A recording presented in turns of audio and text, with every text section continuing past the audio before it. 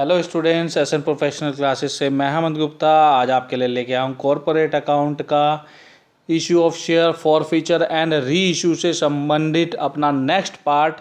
तो चलिए student start करते हैं। आज का फर्स्ट क्वेश्चन लास्ट क्लास का होमवर्क है जो हमने आपसे पूछा था। अंश निर्गमन पर प्राप्त प्रीमियम को कहाँ पर दर्शाया जाता है? चिट्ठे के समता और दायित्व पक्ष में, चिट्ठे के संपत्ति पक्ष में, लाभानी विवरण में या संदिग्ध दायित्व में? तो स्टूडेंट्स ध्यान रखेंगे, अंश निर्गमन पर प्राप्त प्रीमियम को चिट्ठे के समता और दायित्व पक्ष में दिखाया जाता है, यानी कि ऑप्शन नंबर ए इसका करेक्ट आंसर है। चलिए नेक्स्ट क्वेश्चन जानते हैं स्टूडेंट्स। नेक्स्ट क्वेश्चन है, प्रतिभूति पर ब्याज का प्रयोग नहीं किया जा सकता। क्या कह रहा है? Security premium can not be applied. किसके लिए नहीं किया जा सकता? सदस्यों को लाभांश देने के लिए नहीं किया जा सकता, सदस्यों के बोनस अंश देने के लिए नहीं किया जा सकता, कंपनी के प्रारंभिक व्यय को अपलिखित करने के लिए नहीं किया जा सकता, या ऋण पत्रों के निर्गमन पर दी गई कटौती को अपलिखित करने के लिए। तो स्टूडेंट्स ध्यान रखेंगे, सिक्योरिटी प्रीमियम की राशि को ऋणों के निर्गमन पर दी गई कटौती को अपलिखित करने के लिए किया जा सकता है, कंपनी के प्रारंभिक व्यय को अपलिखित करने के लिए भी किया जा सकता है, सदस्यों को बोनस अंश देने के लिए भी किया जा सकता है। लेकिन हमारे से पूछा था कहाँ पर नहीं किया जा सकता, तो ध्यान रखेंगे सदस्यों को लाभांश देने के लिए नहीं किया जा सकता। ऑप्शन नंबर ए इसका करेक्ट आंसर है। तो चलिए स्टूडेंट्स नेक्स्ट क्वेश्चन जानते हैं।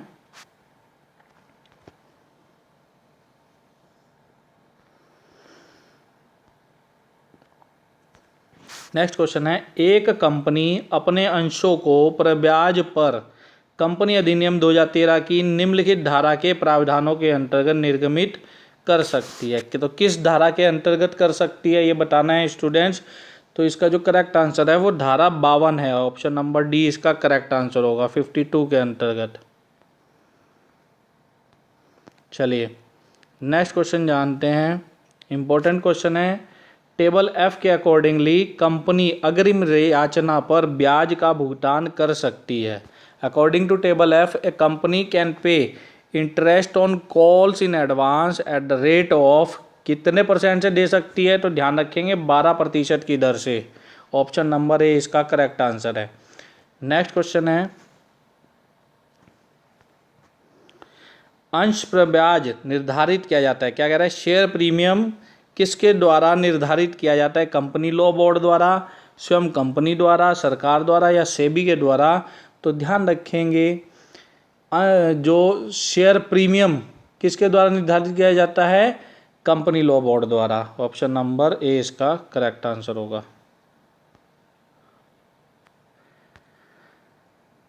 नेक्स्ट क्वेश्चन है, किसी विशेष सूचना के अभाव में प्रतिभूति पर ब्याज की मांग की जाएगी। In the absence of specific information to the contrary security premium is called along with the application, allotment, first call और नन ऑफ द अबव, या नहीं की जाएगी। तो स्टूडेंट्स इस क्वेश्चन का जो करेक्ट आंसर है वो है अलॉटमेंट। ऑप्शन नंबर बी इसका करेक्ट आंसर होगा। चलिए नेक्स्ट क्वेश्चन जानते हैं। नेक्स्ट क्वेश्चन है, कंपनीज अधिनियम के अनुसार एक कंपनी अपने अंशों का आवंटन तब तक नहीं कर सकती जब तक कि क्या प्राप्त ना हुआ हो? न्यूनतम अभिदान, आवंटन राशि, आवेदन राशि या याचना राशि? तो ध्यान रखेंगे जब तक कि उसे मिनिमम सब्सक्रिप्शन प्राप्त ना हो, यानी कि न्यूनतम अभिदान प्राप्त ना हुआ हो, तो कंपनी अपने अंशों का आवंटन नहीं कर सकती। ऑप्शन नंबर ए इसका करेक्ट आंसर होगा।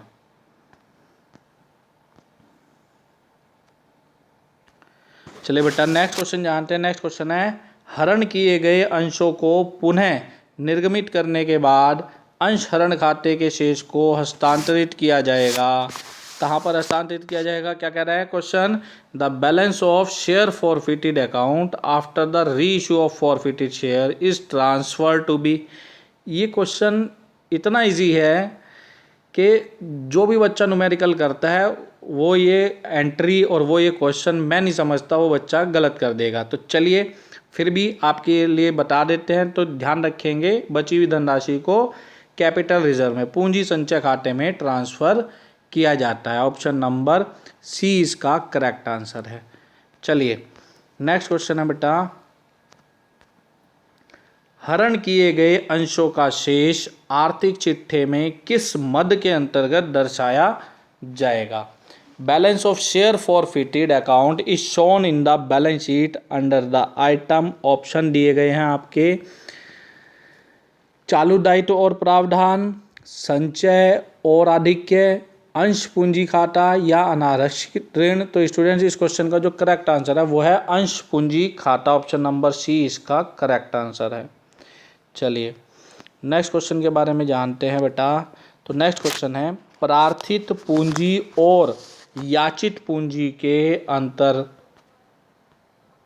को किस नाम से जाना जाता है? क्या कह रहा है? The difference between the subscribed capital and called up capital is known as, option हैं दिए हुए, paid up capital, uncalled up capital, calls in arrear और कॉल्स इन एडवांस। तो ध्यान रखेंगे अनकॉल्ड अप कैपिटल, अयाचित पूंजी, ऑप्शन नंबर बी इसका सही आंसर होगा।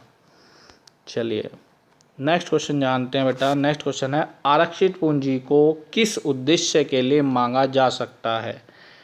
क्या कह रहा है? For what purpose can a reserve capital be called up? पूंजीगत हानि के लिए, अंशों का शोधन करने के लिए, समापन के समय या उपरोक्त में से कोई नहीं। तो स्टूडेंट्स ध्यान रखेंगे रिजर्व कैपिटल जो है समापन के समय, कंपनी के समापन के समय मांगी जाती है, ऑप्शन नंबर सी इसका करेक्ट आंसर है। चलिए अब नेक्स्ट क्वेश्चन जानते हैं बेटा।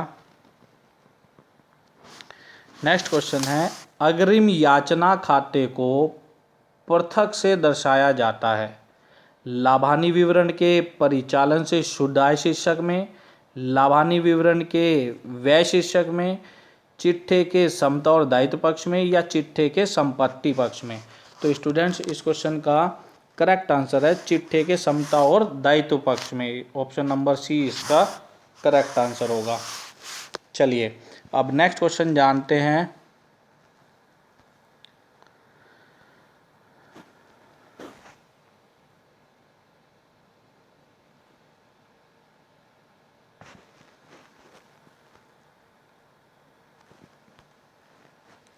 नेक्स्ट क्वेश्चन है, अंश आवंटन खाता एक होता है व्यक्तिगत खाता, वास्तविक खाता, नाममात्र खाता या अव्यक्तिगत खाता? तो ध्यान रखेंगे अंश आवंटन खाता आपका व्यक्तिगत खाता होता है, पर्सनल नेचर का अकाउंट होता है, ऑप्शन नंबर ए इसका करेक्ट आंसर होगा।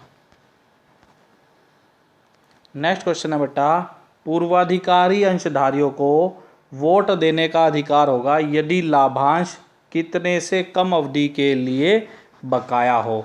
2 वर्ष, 3 वर्ष, 6 वर्ष या इनमें से कोई नहीं। तो स्टूडेंट इस क्वेश्चन का जो करेक्ट आंसर है 2 वर्ष, ऑप्शन नंबर ए इसका करेक्ट आंसर है। चलिए अब नेक्स्ट क्वेश्चन के बारे में जानते हैं। नेक्स्ट क्वेश्चन है, न्यूनतम अंश आवेदन राशि कितने प्रतिशत होती है? ऑप्शन दिए गए हैं, अंश के अंकित मूल्य का 5%, अंश के निर्गमन मूल्य का 10%, ₹1 प्रति अंश या अंश के अंकित मूल्य का 15%। रिपीट कर दे रहे हैं question, minimum share application money, minimum share application money कितनी होगी? तो अंश के अंकित मूल्य का 5%, कम से कम भी 5% एप्लीकेशन मनी मांगी जाएगी। जैसे कि अगर 100 रुपये अंकित मूल्य है शेयर का, तो ₹5 एप्लीकेशन पे, कम से भी कम ₹5 मांगने कंपलसरी है। चलिए अब नेक्स्ट क्वेश्चन जानते हैं स्टूडेंट्स। नेक्स्ट क्वेश्चन है, अंशों के निर्गमन पर प्राप्त प्रीमियम को कहाँ पर दर्शाया जाता है? चिट्ठे के संपत्ति पक्ष में, चिट्ठे के दायित्व पक्ष में, लाभानी खाते के क्रेडिट पक्ष में या लाभानी खाते के डेबिट पक्ष में? तो ध्यान रखेंगे स्टूडेंट्स, अंशों के निर्गमन पर प्राप्त प्रीमियम को चिट्ठे के दायित्व पक्ष में दिखाया जाता है, ऑप्शन नंबर बी इसका करेक्ट आंसर है। तो स्टूडेंट्स ये थे आज के हमारे महत्वपूर्ण क्वेश्चन। मिलते हैं अपने नेक्स्ट वीडियो में। यदि आपने चैनल को अब तक सब्सक्राइब नहीं किया तो चैनल को सब्सक्राइब जरूर कर ले, ताकि इसी प्रकार के अपडेट आपको प्राप्त होते रहें, और साथ ही साथ इस वीडियो को अपने अन्य मित्रों के साथ भी जरूर शेयर करें ताकि वो भी इस वीडियो का बेनिफिट ले सकें। मिलते हैं अपने नेक्स्ट वीडियो में, तब तक के लिए नमस्कार, best of luck for your examination.